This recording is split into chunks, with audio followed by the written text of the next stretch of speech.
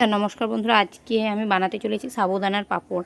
তা সাবুদানার পাঁপড় বানানো কিন্তু খুবই সহজ, যে কেউ বানাতে পারে। দেখো, আমার ঘরে 100 গ্রাম মতো সাবুদানা ছিল। সেই সাবুদানাটাকে আমি 2-3 বার পরিষ্কার জল দিয়ে ধুয়ে নিয়ে খানিকক্ষণের জন্য ভিজিয়ে রেখেছিলাম। ওদিকে দেখো, ওভেনে একটা কড়াই বসিয়ে সাবুটা দিয়ে 5 থেকে 7 মিনিট ফুটিয়ে নিলাম।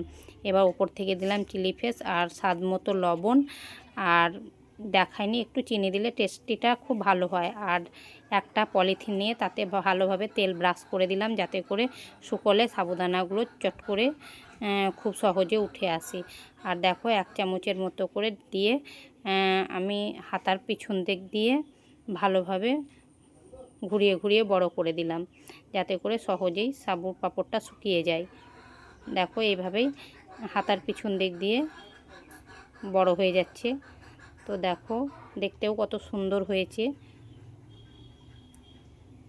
তাই মোটামুটি একদিন রৌদ্রুতে ছিল। তো এবার দেখো, আমি প্রায় শুকিয়ে এসছে। এবার দেখো, আমি যে তুলে নিলাম, তেল ব্রাশ করার কারণে খুব সহজে উঠে এলো। এবার ওদিকে দেখো, ওভেন অন করে দিয়ে একটা কড়াই বসিয়ে সহজে ভেজে নিলাম। তো আজকে আমার সাবুর পাঁপড় তৈরি।